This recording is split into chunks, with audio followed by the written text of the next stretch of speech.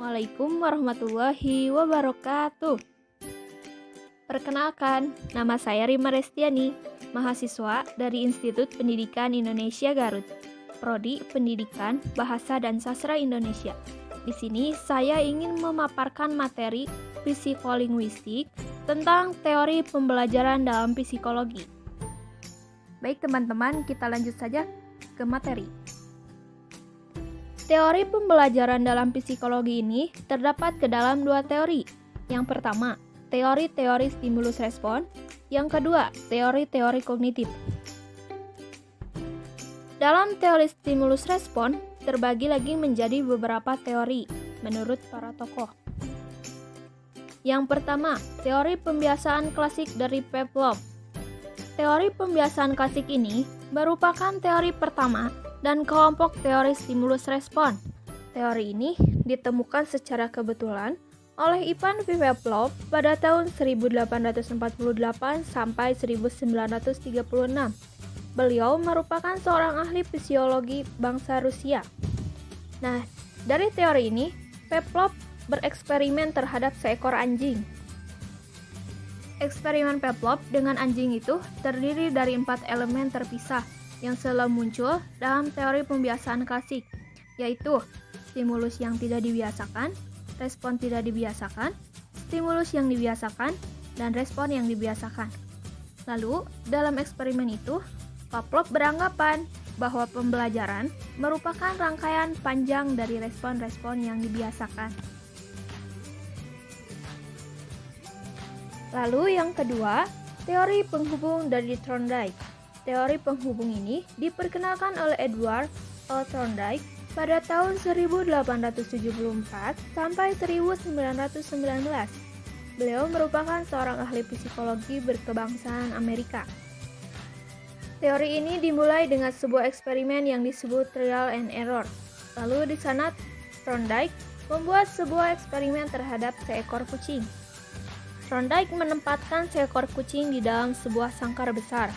Sangkar itu dapat dibuka dari dalam dengan menekan sebuah engsel. Dalam usahanya untuk keluar, kucing itu mencakar-cakar ke sana kemari. Lalu, secara kebetulan, kakinya menginjak engsel, sehingga terbuka dan dia bisa lari keluar. Eksperimen itu beberapa kali dilakukan Pavlov berturut-turut dalam jumlah waktu yang diperlukan. Lalu dari eksperimen dengan kucing itu, beliau berpendapat bahwa pembelajaran merupakan suatu proses menghubung-hubungkan dalam sistem saraf dan tidak ada hubungannya dengan insight atau pengertian. Karena itu, pembelajarannya disebut connectation atau SR bond. Lalu yang selanjutnya, teori behaviorisme dari Watson. Teori ini diperkenalkan oleh John B. Watson pada tahun 1878 sampai 1985. Beliau merupakan seorang ahli psikologi berkebangsaan Amerika. Teori ini sebenarnya merupakan kelanjutan dari teori pembiasaan klasik Pavlov dalam bentuk baru dan yang lebih terperinci, serta didukung oleh eksperimen baru dengan binatang, terutama tikus dan anak kecil pada bayi. Menurut behaviorisme yang dianut oleh Watson, tujuan utama dari psikologi adalah membuat prediksi dan pengendalian terhadap perilaku dan sedikit pun tidak ada kaitannya dengan kesadaran. Yang dapat dikaji oleh psikologi menurut teori ini adalah benda-benda atau hal-hal yang dapat diamati secara langsung, yaitu rangsangan stimulus dan gerak balas respon. Sedangkan hal-hal yang terjadi dalam otak itu tidak pernah berkaitan dengan kajian. Maka dalam proses pembelajaran ini, menurut Watson, tidak ada perbedaan antara manusia dan hewan. Lalu, yang keempat, teori kesegaran dari Guthrie. Teori ini di dalam bahasa Inggris disebut temporal contiguity atau contiguous conditioning. Diperkenalkan oleh E.R. Guthrie. Guthrie di sini berpendapat bahwa pembelajaran tidak berlangsung secara perlahan-lahan atau berangsur-angsur, tapi secara coba tunggal. Oleh karena itu, latihan dan ulangan diperlukan untuk membiasakan stimulus baru untuk memberikan respon yang dikehendaki. Lalu yang selanjutnya ada teori pembiasaan operan dari Skinner. Teori ini sering juga disebut pembiasaan instrumental, diperkenalkan oleh B.F. Skinner, seorang ahli psikologi Amerika. Beliau dikenal sebagai tokoh utama aliran neo-behaviorisme. Teori ini pun dikenal sebagai aliran neo-behaviorisme karena sebenarnya teori ini adalah bentuk baru dari behaviorisme. Lalu dalam teori ini, Skinner membuat percobaan terhadap seekor tikus. Contoh yang baik mengenai teori pembiasaan operan atau pembiasaan instrumental dikemukakan oleh Travers dari pembelajaran bahasa oleh anak. Travers memberi contoh kepada seorang anak menggunakan kata fleece, karena dia akan memperoleh hasil atau hadiah jika menggunakan kata tersebut.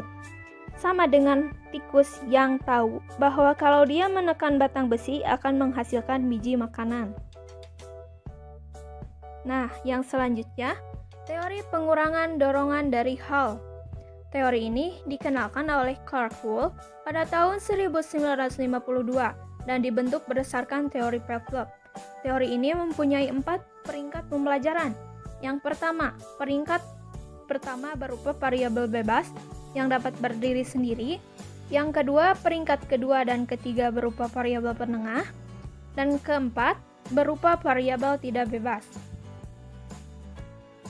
Lalu, yang ketujuh, ada teori mediasi dari Osgood. Teori ini diperkenalkan oleh Osgood pada tahun 1953 sampai 1962. Teori ini telah merintis lahirnya teori-teori kognitif karena mengakui adanya faktor mediasi atau penengah di antara rangsangan stimulus dan gerak balas respon. Osgood, proses pemerolehan semantik atau makna berdasarkan teori mediasi atau penengah. Lalu Osgood mengungkapkan tentang makna bahwa makna merupakan hasil proses pembelajaran dan pengalaman seseorang dan merupakan satu proses mediasi untuk melambangkan sesuatu. Lalu yang kedelapan, ada teori dua faktor dari Mower. Teori ini diperkenalkan oleh D. Hobart Mower pada tahun 1960. Terdapat dua jenis pengukuhan menurut Mower. Yang pertama, pengukuhan bertambah atau incremental reinforcement. Kedua, pengukuhan berkurang atau decremental reinforcement. Lalu, yang kedua, ada teori-teori kognitif. Di dalam teori-teori kognitif, terbagi lagi menjadi beberapa teori. Yang pertama, teori behaviorisme purposif dari Tolman. Teori ini diperkenalkan oleh Tolman mengajarkan apabila suatu rangsangan tertentu menimbulkan respon tertentu, maka akan lihat rangsangan itu dalam perspektif yang baru. Upamanya, pada waktu di SD, kita diajarkan untuk selalu berlaku sopan dan menghormati guru. Sebagai akibatnya, bila kita berhadapan dengan dosen, maka kita juga akan berlaku sopan, hormat, dan diam mendengarkan kuliahnya. Namun, dosen atau guru besar itu akan marah bila kita bersikap demikian, karena masih dianggapnya sebagai anak-anak, bukan sebagai mahasiswa. Kita di sini dituntut lebih terbuka, banyak bicara, dan tidak terlalu bersifat formal. Di sini, kita melihat keadaan dalam perspektif yang baru, dan sebagai akibatnya, kognisi, kita akan membuat respon yang baru pula.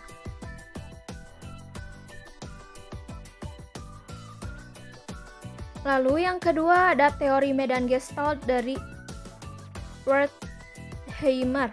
Tokoh-tokoh teori medan Gestalt adalah sejumlah sarjana.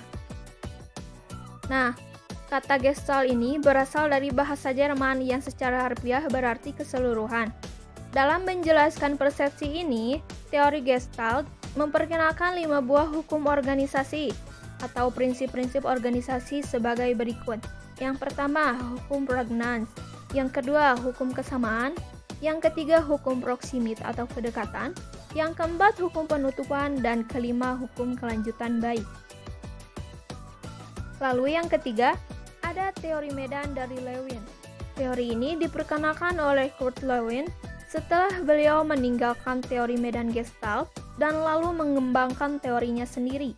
Dalam mengembangkan teori ini, Lewin menggunakan konsep ilmu fisika yang disebut dengan medan dinamik, seperti medan magnet, yakni semua partikel berinteraksi satu sama lain, dan setiap partikel dipengaruhi oleh kekuatan yang ditentukan oleh medan magnetik itu pada suatu waktu tertentu.